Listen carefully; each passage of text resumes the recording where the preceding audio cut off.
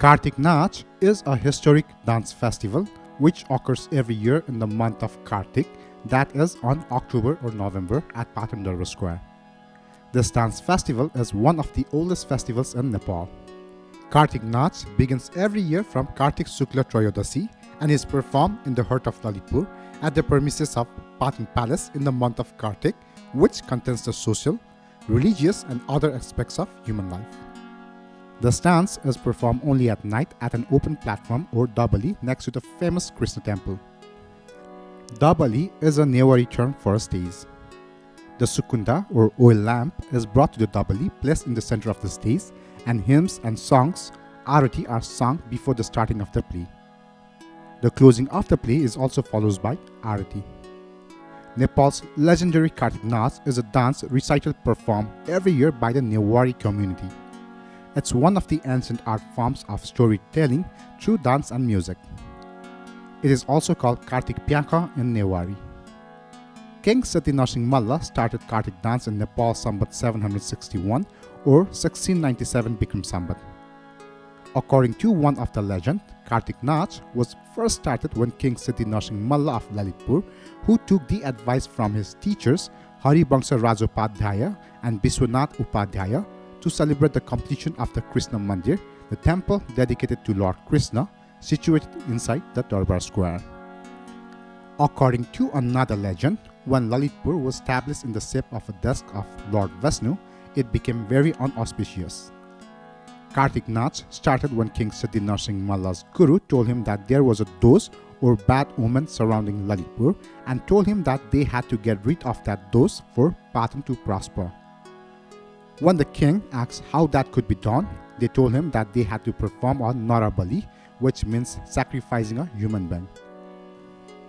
King Sati Narsingh Malla could not just sacrifice anybody because he knew that would be objected by the general public, which is why they devised another plan.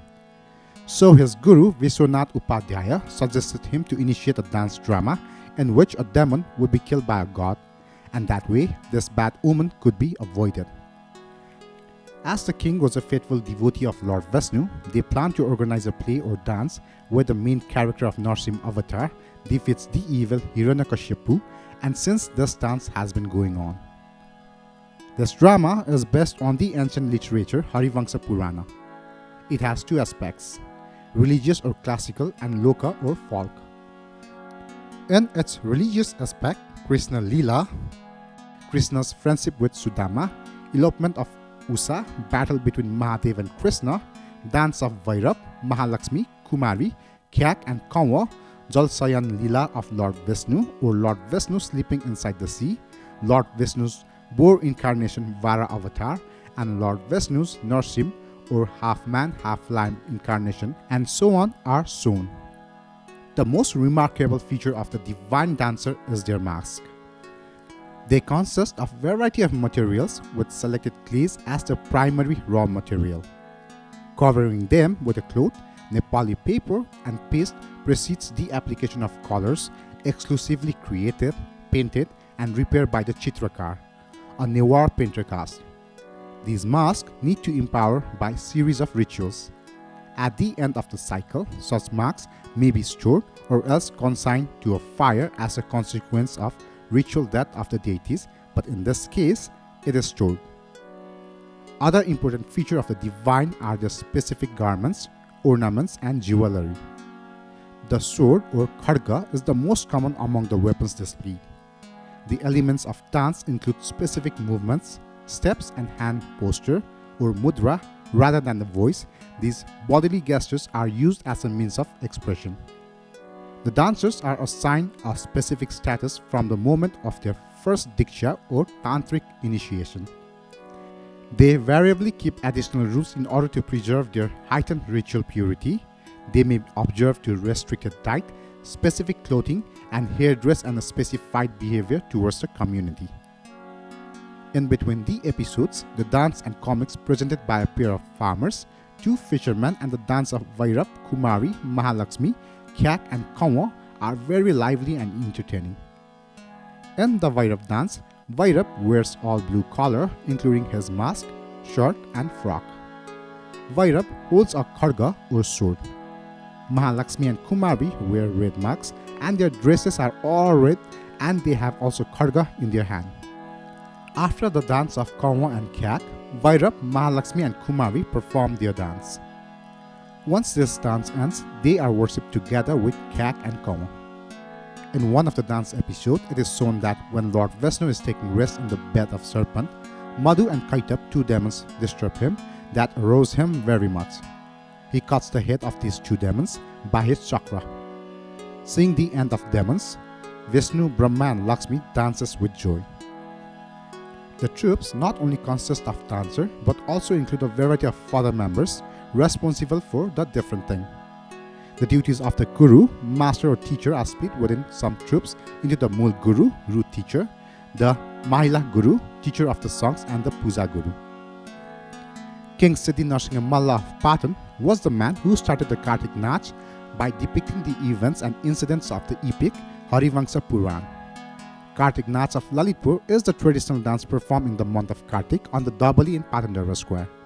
This dance was started in 1641 AD or Nepal Sambat 761 and is the contribution of 3 generations of Malla kings of Patan. King Siddhi Narsingha Malla started this tradition with an 8 days performance, and his son Srinivas Malla added a week, which was further extended to a month by his grandson Yogendra Malla. It is believed that King Siddhi Narsingha Malla started this tradition for the good of his people, and the initial plays were based on the stories of Vishnu.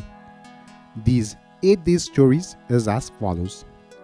Number 1. Sudama.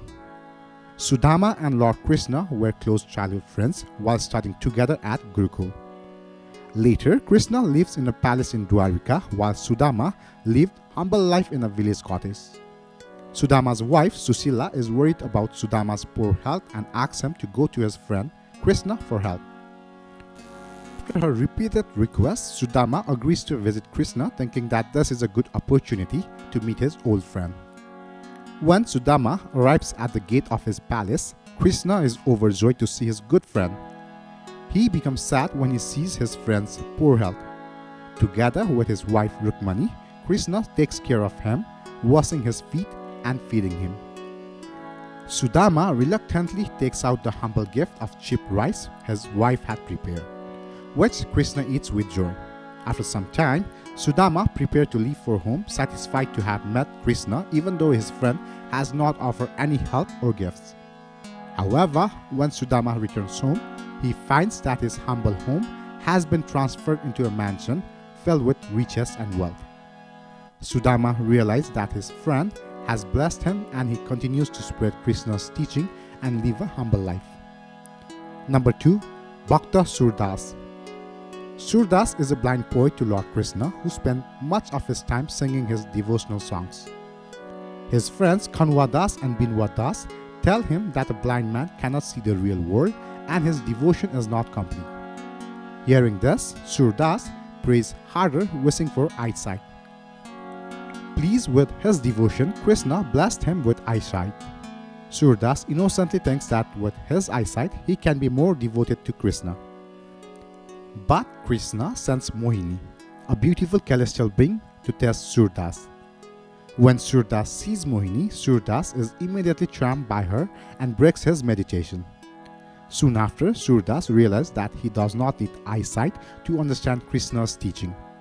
Surdas gives back his eyesight and happily becomes blind again to continue spreading Krishna's teaching and singing his devotional songs. Number 3. Jalasayan. When Lord Vishnu is meditating in a vast sea on the bed of Anantanag, 2 demons brothers, Madhu and Kaitab, are born from the wax of his ears. The brothers are blessed by Mahamaya that only they can kill themselves. The brothers became arrogant with their invincible powers and attack Brahma. Brahma seeks help from Vishnu, who awakens from his meditation to fight the brothers in the vast sea. Unable to defeat the 2 brothers, the battle goes on for 5,000 years until Vishnu asks for a rest. Realizing that no one can defeat the brothers except themselves, Vishnu seeks Mahamaya help. She agrees to distract the brothers so Vishnu can defeat them. Vishnu praises the brothers and wishes to grant them blessing. Arrogant with pride, that they were not defeated, the brothers instead demand that they grant Vishnu a blessing. Immediately, Vishnu requests that the two brothers kill themselves. Realizing that they have been tricked, but true to their words, the brothers offer themselves to be killed by Vishnu on one condition, that they are killed where there is no water in the sea. Using his divine power, Lord Vishnu divides the sea and kills Madhu and Kaitap. Number 4. Varaha Avatar. Hiranyaksha, brother of Hiranyakashipu, is gifted with the boon of immortality by Brahma. With the blessing that no god, demon, beast or man could ever kill him, Hiranyaksha powers grew by day and he becomes a cruel king. One day, Hiranyaksha snatches the earth and takes it with him under the ocean. The gods are all alarmed and rushes to Vishnu for help.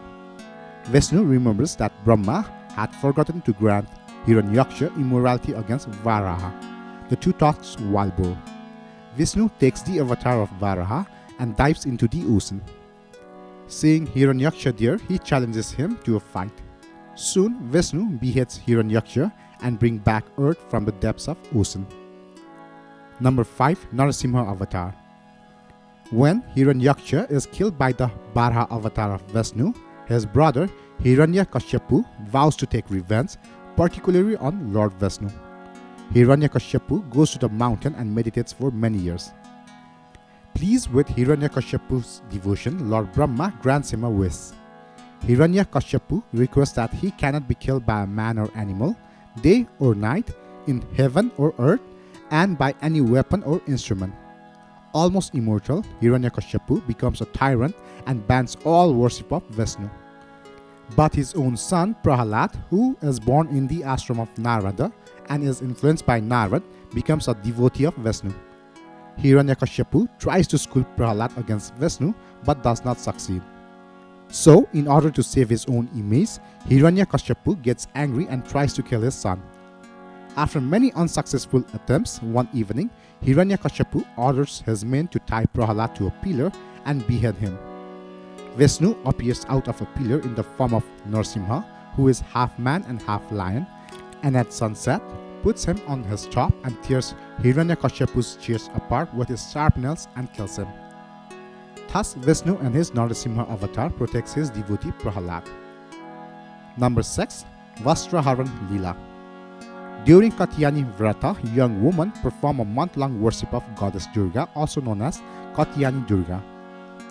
Katyayani Durga is worshipped in order to receive temporarily material skins, but Radha and her friends, the Gopini of Vrindavan, worship Katyayani Durga to have Lord Krishna as husband.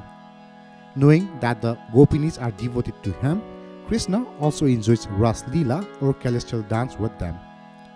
Number 7. Dadi Leela. Dadi Leela is a part of the traditional story of Krishna. Krishna stops Radha and her friends who are on their way to buy some yogurt and prayerfully asks for a fee to cross the river. Radha replies that they have nothing to give. Krishna lets them go on the condition that they give him whatever they have. When they return, Krishna snatches the yogurt and smashes them. Radha and her friend capture Krishna and encircle him. Radha and her friends capture Krishna and encircle him.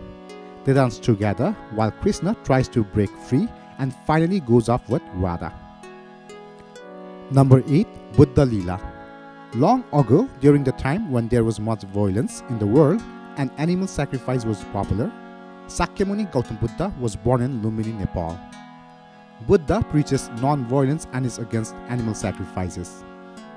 One day, when Buddha and his followers are on their Vikshatan or asking for alms, they see a Brahman preparing to sacrifice a goat to appease the gods. Buddha reasons that hurting animals, which are also God's creation, cannot make the gods happy. Buddha's preaching finally convinced the Brahman, who gave up animal sacrifices and followed the path of non-violence.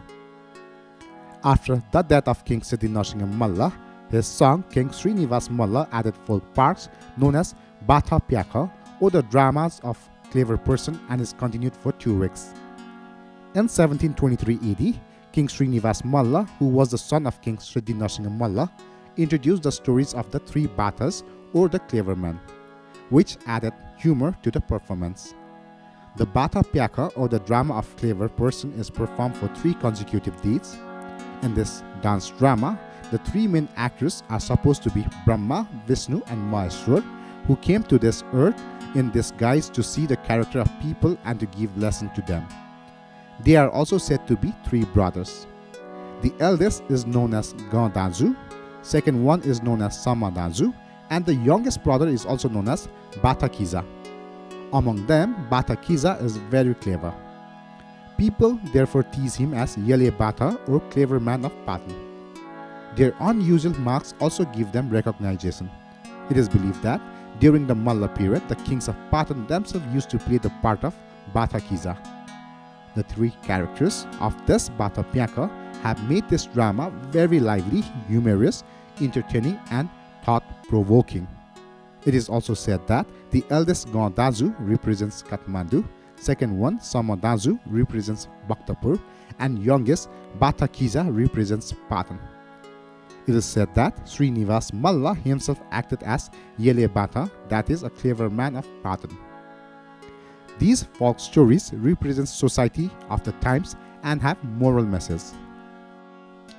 The 7 stories are: number 1, the Unfaithful Wife. One evening, as it gets late, the 3 Batas sees a light in a house and decide to ask for a shelter for the night.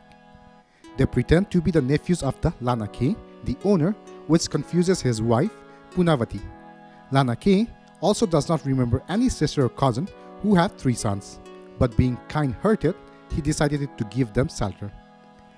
Telling his wife Punavati to take good care of his nephews, Lanake goes off to the fields to check on the harvest. Punavati hurriedly provides food, drinks and a room. To the Bata's shock, another man, Matinakazi, comes in secretly to see Punavati. Lanake, who is happy to see his nephews after a long time, returns early, surprising Punavati, who hastily rolls Matinakazi in a straw mattress and props him in a corner. Next morning, when the Batas says goodbye to their uncle, he insists that they take whatever they like as a gift. The Bata's brother decides to take the straw mattress, knowing that Matinakazi is hiding inside. Punavati offers them a new mattress, but they insist on and take it away, planning to sell it. Reading their plan, Punavati bribes the nearby shopkeeper to buy the mattress.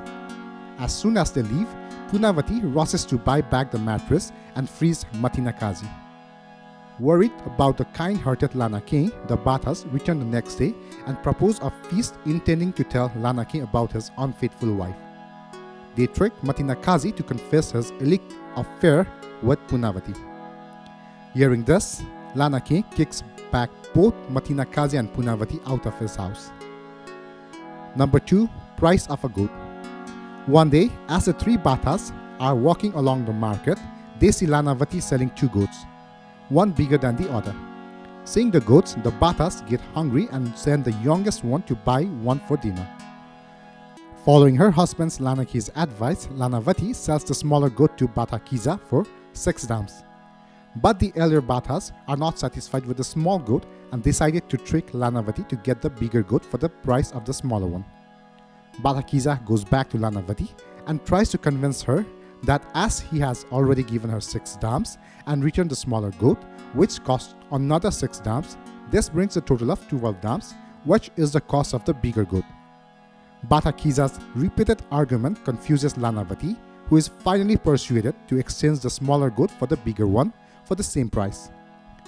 When Lanake returns and finds out that the Bata's brother have cheated his wife, he gets angry and goes after them.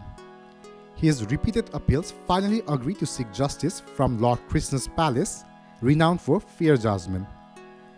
Before agreeing to go, the Bata's brother complained that they are not properly dressed to appear before Krishna, forcing Lanake to offer them his shawl. The 3 Batas keep pulling the shawl and quarreling all the way to Krishna's palace. When Krishna's counselor comes out to hear their complaint, he is distracted by the Batas pulling the shawl. Krishna's counselor assumes that they are fighting over the shawl and asks them to prove that the shawl belonged to them. The youngest Bata promptly shows the mark claiming his ownership, and the counselor rules in favor of the Batas, leaving Lanake speechless. Number 3, Tricking the Brahman. One day, when the 3 Batas brothers are visiting a village, they see a Brahmin along the way. They found out that Brahman is on his way to perform some important rituals at a rich man's home.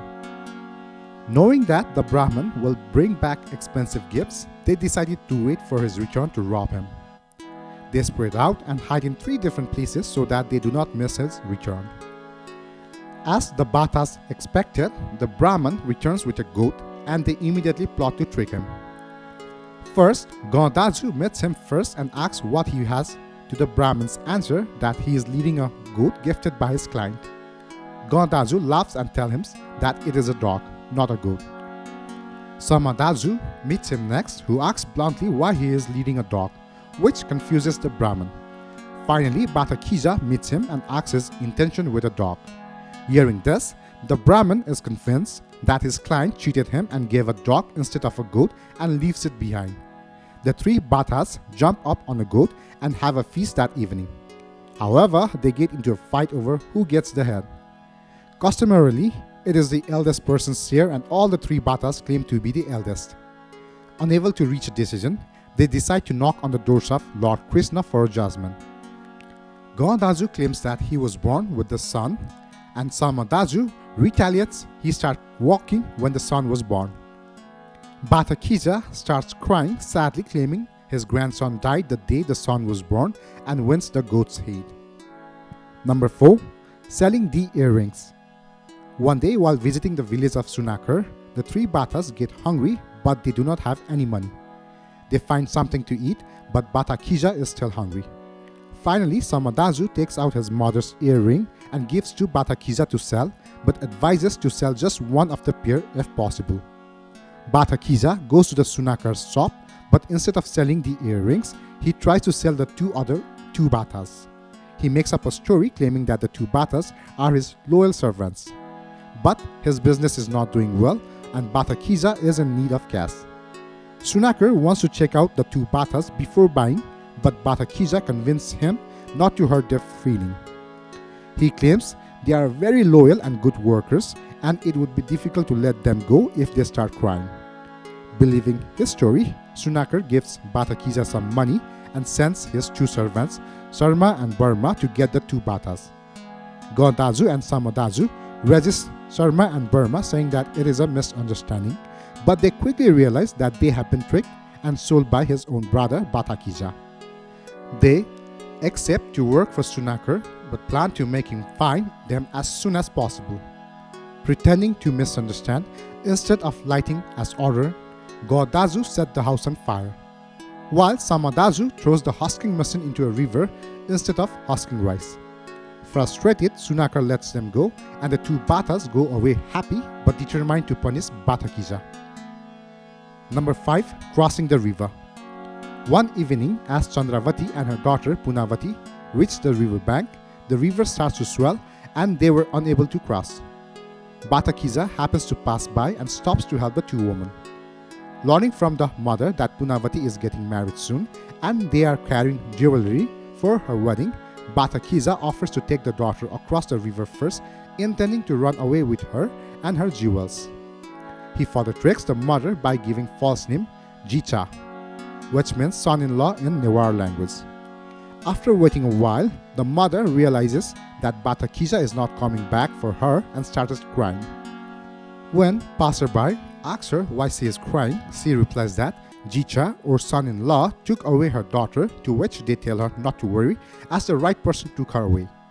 Meanwhile, Bhatakija takes Punavati to his house, but Gaudaju and Samadaju finds him and start to beat him for tricking and selling them as servants. They tie him up, put him in a sack and hang him from a tree. Quickly thinking of a way to get out alive, Bhatakija starts shouting out loudly, praising the wonderful views of heaven seen from inside the sack. A passerby stops and believing Bhatakija asks to share the view. The stranger takes Bhatakija out of a sack and gets into it, and Bhatakija promptly hangs him in a tree and runs away. The next morning, Gaudaju and Samadaju check the sack and feeling that Bhatakija might still be alive and seek revenge, throw the sack with the stranger down the hill. Pleased that they have killed Bhatakija, they claim of all his wealth. Number 6. Unfortunate Bhattas. Realizing that they had killed a stranger instead of Batakiza, Gondazu and Samadaju are worried that Batakiza might try to take revenge on them. They decide to separate and look for Batakiza before he finds them. However, both of them get distracted by a beautiful woman instead of looking for Batakiza. Gondazu meets two women, Dhatali and Putali, and takes them home wishing to marry both. Gondazu falls asleep happily with the two new wives in each arm. However, when Gondazu tries to get up at night to go to the toilet, the two wives are fast asleep and Gondazu is unable to move his arms. As Gondazu struggles to get up without waking his new wives, Gondazu accidentally hits the oil lamp, which falls on his head, burning his eye. Gondazu goes to take care of his eye, regretting marrying two wives. Meanwhile, Samadaju also meets Sundari, a beautiful woman with whom Samadaju instantly falls in love. Samadaju takes her home to marry her. They have a wonderful evening together, but when Samadaju gets hungry at night, they do not find anything to eat in the house except some uncooked rice. Samadaju asks his new wife to cook the rice, but they do not find anything to light the fire. Fearing that other men may take his beautiful wife if Samadaju leaves her home alone or sends her out alone, he decided to take her along to get the fire. On the way back from the neighbor after getting the oil lamp lighted, Sundari complains that her legs are hurting. Samadaju carries Sundari on his back and gives her the oil lamp. Sundari holds the oil lamp on Samadaju's head, which overturns and his hair catches fire. Samadaju regrets marrying beautiful but foolish wife. Escaping from dying in the sack hanging from the tree, Batakiza goes to the next village and meets a beautiful woman named Kanavati and falls in love with her. They have a wonderful evening together, promising to love and make each other happy for the rest of their lives. However, a messenger arrives late at night with the news of the death of Kanavati's former lover. The news makes her sad and she hides in a corner crying for her dead love. Batakiza tries hard to console Kanavati, asking her the reason for her sadness. She finally confesses that her former love, whom she loved more dearly than Batakiza, just died and expressed her wish to commit sati, a self-immolation of a widow, with her true love. Pained by the thought of living without Kanavati, Batakiza proposes to take her place in the funeral pyre. He performs all the funeral rituals and gives away his properties. However, once he gets close to funeral pyre, he gets burned and runs away. Number 8. The Greatest Fool. Escaping from near death and betrayed by the woman they love, the Batakiza meets up in a town. They tell each other their unfortunate stories and console each other. Gondazu, who marries two women and loses one eye because of their carelessness. Samadaju gets his hair burnt by a beautiful wife. Batakiza almost killed himself with the former lover of his wife. A Brahman passes by and blesses them, but the three started quarreling over whom the blessing was intended for. Finally, the Brahman says that his blessing is for the most foolish of the three and advised them to seek a decision from Lord Krishna. Hearing the stories of three Bathas, the counselor of Krishna decided that Batakiza, who volunteers to commit sati with the lover of his wife, is the greatest fool of all. In Nepal Sambat 804, Yogendra Malla, the son of King Srinivas Malla, added new stories to Kartik Naach and extended the days. The final two chapters of Kartik Naach are as follows. Number 1. Usha Haran. Usha Haran is again based on the stories of Krishna. The lengthy Usha Haran is divided into 7 days. Banasur, king of Santipur and of Bali, is a powerful warrior with 1,000 arms who rule over a large kingdom, and everyone, including the kings of heaven and earth, are terrified of him. A great devotee of Lord Shiva, he is blessed with a boon and requests Shiva to be his protector. Hence, Banasur becomes invincible, and as time passes, he gets arrogant with the belief that no one can defeat him. However, Banasur gets restless and asks Shiva for an opponent worthy of him, to which Shiva tells him to wait for Lord Krishna. In the meantime, Banasur's daughter, Usha, dreams of a handsome youth whom she falls in love with. Her friend Chitralekha paints the picture of the prince of her dream, and they find out that the handsome prince is Anirudra, grandson of Krishna. Using her divine powers, Chitralekha brings Anirudra to Usha. When Banasur finds Anirudra in his palace, they fight each other and Banasur makes him a prisoner. When Anirudra does not return home for a long time, his family get worried and search everywhere for him. One day, Narada comes to inform them that Anirudra is a prisoner in Santipur. Hearing this, Krishna immediately goes to Santipur to free his grandson and fight with Banasur's warriors. When Banasur's warriors are defeated, Shiva comes to protect his devotee Banasur and fights with Krishna until Mother Earth intervenes to end the fight. In the end, Krishna fights with Banasur and upon Shiva's request, cut off all his arms except two, thereby limiting his powers. Usha is reunited with Anirudra and Krishna arranges a marriage between them. Number 2. Madhavnal Leela. This drama is taken from epic story Madhavnal Kamakundala Pravadan written by Ganapati Kayastha, a medieval Rajasthani poet in the 16th century. Its language is Old Rajasthani or Maru Gurjar. Madhavnal, a handsome and youthful Brahman musician, lives in Puspavati, where King Gopichandra rules. All the women in Puspavati are charmed by his songs, including Queen Puspavati. When King Gopichandra hears that Madhavnal is charming all the women, including his own queen, King Gopichandra gets angry and exiles Madhavnal from his country. Madhavnal travels to many cities singing and charming women until he reaches Kamavati, where he meets the beautiful Kamakundala. Impressed by her beauty, he offers her a gift and they fall in love. However, her father, King Kamasan, is offended and expels him from his country. Disheartened, Madhavnal goes to Ujjain, where he carves his story on the walls of Mahakal temple. King Vikramaditya of Ujjain hears of Madhavnal's story and offers to find Kamakundala and convince her father to marry them. However, upon seeing Kamakundala, Vikramaditya falls in love with her and proposes marriage.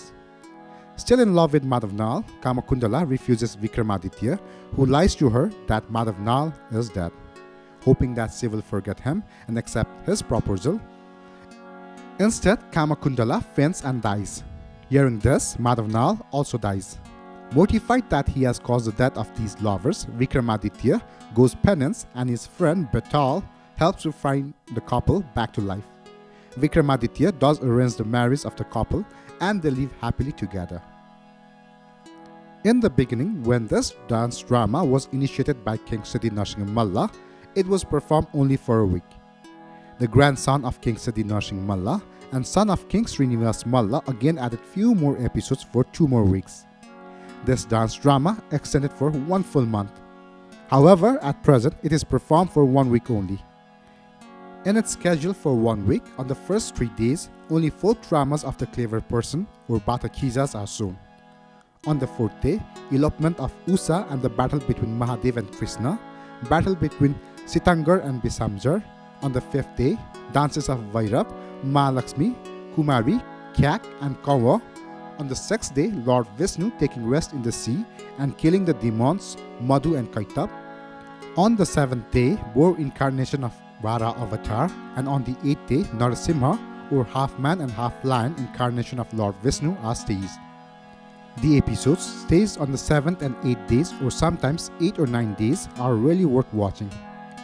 On the 7th day, Lord Vishnu, by taking the incarnation of wild boar, kills demon king Hiranyaksha when the latter destroys the Yajna ritual of god Indra.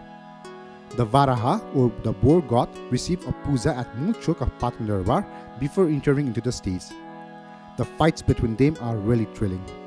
On the 8th day, around midnight, people gather there in a greater number than any other day to watch Narsimha killing demon king Hiranyakshipu for saving the life of Prahalad, the son of the demon king, who is the great devotee of Lord Vishnu. Hiranyakshipu cannot be killed either in the day nor in the night, nor by animal or man, neither inside nor outside, nor by weapon or any instrument. Hiranyakshipu asks his son if his so-called god Vishnu is in the pillar and smashes it.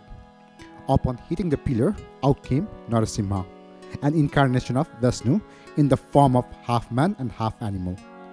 Narsingh is not totally animal, nor totally man. He is both, and he kills the demon lord neither in the daytime nor in the night, but at dusk. But he does not use any weapon, for with claws as sharp as lions. And finally, he is on the threshold, neither completely in nor completely out. This dance tries to depict the same story of Narsimha killing the demon Hiranyakashipu. When Narsingh forced Hiranyakashipu into a corner, then something miraculous and incredible happens. The instant that Narsimha touches him, the dancer impersonating Hiranyakashipu loses consciousness and collapses to the ground. The Brahman Pujari or caretaker of Krishna temple plays the part of Narasimha, and the member of Chitrakar or painter family has to play the role of demon king, which is customary. The Brahman caretaker has to fast on the very day and the midnight when he touches the demon king Hiranyakashipu. It is said that the person who becomes Hiranyakashipu in this dance really faints. The Guthiars take off their hats and shoes and wait for him like a real funeral. He is awakened by mantras after drinking clean water. The priest of Taliju plays the role of awakening the demon. This represents the symbolic Narabali or human sacrifice that the priest devised and the king Siddhi Narsingha Malla so brilliantly turned into the greatest Newari cultural performance of all time. At last, to pacify the anger of Narasimha and to make him happy, the nymphs dances with oil lamps. The mask of Varaha is very old. The mask gets puja every day within Shrestha family of Mangal Bazaar and is taken out every year to the festival. Narasimha mask in use today was the third attempt of mask making. The first mask was made through the historical practice of 21 days called Purusha Chandra with the effort of 21 Brahmans jointly. The first masks did not quite match the purpose of the Kartik Naach, since whoever wore the first mask felt uncomfortable as it consisted overpower. It is said that the first mask would instantly kill a flying bird if it came across the side of the mask. This mask is buried under the front face of Dabali. The second attempt of the mask making also did not work. It is said that this mask also exceeded the power and exceeded the feasible aspect of the play. The performer, whoever wore the mask, got extremely excited and skipped the dance and directly tossed the veil and ended the play. The third attempt of mask making was successful and it still continues. Another important feature of this dance is nearly every caste groups of Patan such as Rajopadhyaya, Sakya, Vajracharya, Shrestha, Amatya, Byanjankar, Joshi, Maharjan, Napit, Pradhan, Dangol, Chitrakar, Silpakar, Malla, Kusale, Tamrakar, Tandurkar and so on take parts in it. Each day, different dances are performed with different religious song, music and notation. In this dance drama, the part of Narasimha is played by the Rajopadhyaya priest of Krishna temple and ancestor of Shiksha Guru Harivamsa Upadhyaya. The rituals and tantric activities are conducted by ancestor of Diksha Guru Biswanath Upadhyaya. The right keen player is the descendant of Bada Guru Biswanath Upadhyaya. Keen is the lead instrument of this drama. The part of the demon king, Hiranyakashipu and Hiranyaksha is played by the Chitrakar caste. Likewise, Shresthas of Mangal Bazaar perform the act of Varaha. The instrument as Kaha is played by Byanjankar, Tanulkar and Maharjan. It is also a public performance where the whole town gets together. One of its distinctive characteristics is that artists came together on the same stage from different Newar community groups. The Kartik Naach is on the verge of extinction with few people remaining who have the experience and knowledge of it. It was last performed for a full month in 1949 when it was stopped due to the 1950 revolution against the autocratic Rana regime and continued for only 2 days for the next 30 years. The dance received a second life in 1982 when Kartik Naach Management Committee was formed with the dedication of the artists and the support from various well-wishers and started performing for 8 days. These days, the Kartik Naach Preservation Committee is adding a few more days each year and intends to show the entire dance in the near future. The purpose of the Kartik dance is to stop violence in the country and to maintain peace and good health. Kartik Naach entertains people and imparts religious, moral and social knowledge. Since this dance was started during the Malla period, it represents their time. The lifestyle, behavior, and cultural activities of the people of that time are presented in the dance. It is said that during the Malla period, the message of Gita was conveyed to people through this dance. Through the medium of Kartik dance, the message is spread that the obstacles that come in the country will be removed and that peace and order will be maintained, and also it teaches people not to abuse the position and power they have. Thank you.